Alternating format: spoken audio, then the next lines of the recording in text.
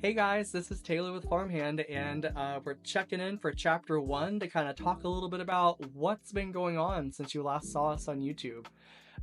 So jumping back here to 2022, I think the last few videos we posted were about some seed starting things, and just about some tutorial about vermiculite. But going back into YouTube again, here it's 2024. I want to make this channel more about what it is that we're doing, just like openly like talking about the farm, having some shop talk with you, maybe some venting, maybe sharing good news. But that's why I'm back. Here, with a lot of flower farms, more recently I'm hearing that people are doing field note taking, just like writing notes each day or each week about what's going on the farm. That way there's something to look at in the future to gauge what's coming up next. I will be doing, some writing down just through the year, just some note taking with pen and paper. But I also want this YouTube channel to be a way for myself to look back and say, oh wow, I talked about that a whole lot in our YouTube channel, and so maybe I should look forward to that, or maybe I should prepare for that coming up. So anyway, I'm just making this channel more just talking about the farm with you guys, and also showing you guys the farm as well, just as the journey continues. So jumping back to this last couple of years, the farm took a break in 2021. I was working full time all the way through 2022. It was very difficult, as most of you know, trying to go out and do your own thing. When the side gig becomes more serious, you have to commit yourself to two places, to your full-time job and to the thing that you want to get off of it, on its feet and going. So the farm took a break in 2021. Through 2022, we did some markets here and there. We had some activity with tulips and just early season flowers. But then over time, the full-time job really set things back. So I left my full-time job late 2022, continued to work on the farm, get it cleaned up, do some planning, later in that year. I got a part-time job at that time, and I love where I work now with this part-time job because they care so much about what it is that I'm doing.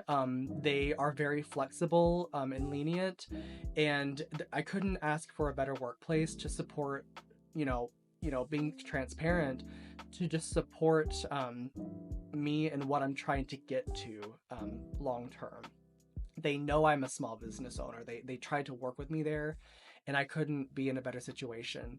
So I've been there, and that part-time job has allowed me to really establish the farm in 2023. A lot of processes were implemented in 2023.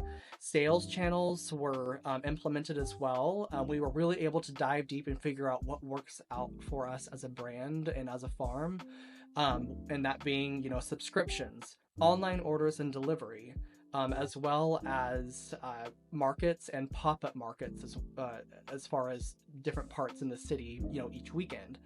And that really let me tap into what do I want to do as a flower farmer? What makes sense in our situation, like in the type of farming that we do? And my farm is not where I live. My farm is, 25 minutes from me, 20 minutes from me, in good traffic. So 2023 really was able to let me highlight what could be expanded upon, and like what limitations were there, what sales channels worked for us, what didn't, what flowers grew well, what did not. And it was the first time I was able to actually like get in there and be there every day or every other day if I could, and understand like what this is looking like. So 2024 is gonna look so much more clear for us, and that's really basically what's happened since 2021, going from being restricted, and it makes sense to be restricted when you're working full time, to being able to like finally tap into the business and into the farm and production and harvesting, and what is that all like. So now in 2024 we're able to essentially get like right on our feet, and I'm going to share all of this information with you sort of as the year progresses. So it'll be exciting to start fresh on YouTube and share this journey and our vision going forward. And I will say in 2023, along with the new sales channels that we figured out, along with, you know, all of our learning and growth that happened, we also built a high tunnel. A high tunnel is essentially a large, if you don't know what that is, it's a large greenhouse, if you will. It's unheated. It's just like a cold frame, steel frame with, you know, plastic on it. Definitely a lot more complex than that. I'll show you guys some video here. But essentially, we applied for the NRCS High Tunnel Initiative grant. We received that grant from the USDA, and it's going to allow us to be able to expand our growing season, as well as grow crop in there that can be more protected as well. But it's a beast as well. You know, it's going to be a lot to learn. I was just in that tunnel the other day. It was 45 degrees outside, and in the tunnel it was 88. So you can imagine how warm it'll be once the summertime comes. And you know, I joke that I'm sure I'll kill, you know, a few crops, you know, with the learning curve, but it really is a good thing for the farm. We built that, my mom, myself, and my partner Austin. It took us about 2.5 months, and some friends, you know, they jumped in too to help us for the last part of that project. And we got it done, and now, like, at this point, I think we'll be planting it up. We've got all of our seedlings growing right over here. In the next probably 3 or 4 weeks, once these seedlings are ready to go, you know, we've got poppies, we've got snapdragons, ranunculus, we've got stock, and lisianthus as well. And these are all some crops that are going to be the first thing our farm will really be pushing out, hopefully, fingers crossed. One of my most favorite is going to have to be, of course, ranunculus. I'll show a picture of just one variety, that way you guys kind of know what that is.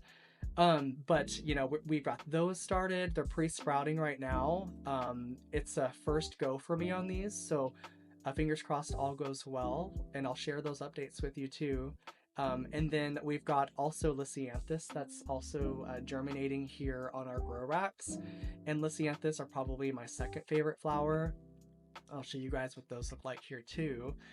But yeah, lisianthus, they just take so long to grow and germinate and just get to the point to where you can plant out. So they'll be down the line, but those two flowers I can't wait for.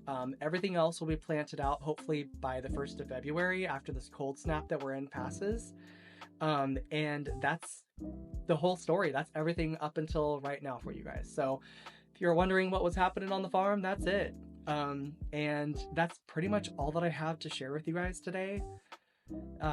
I'll pop in sometimes a couple times a week, or maybe once a week, just to give you updates and for me to talk more about the farm. And that's pretty much all I've got for you guys on this one. So anyway, if you could like and subscribe. If you're just stumbling across this video, share with your friends. Let them know that we're a South Central Kansan flower farm, established since 2020. And if you'd like, there is a bell icon somewhere on your screen. I don't know where that's going to be at, but that bell icon notifies you whenever we have a new video. So be sure to click that icon as well. That way you know once we've posted something new. And aside from that, guys, I hope you have a great rest of your day. Thank you for listening. Sorry it was long-winded, but that's that. Take care.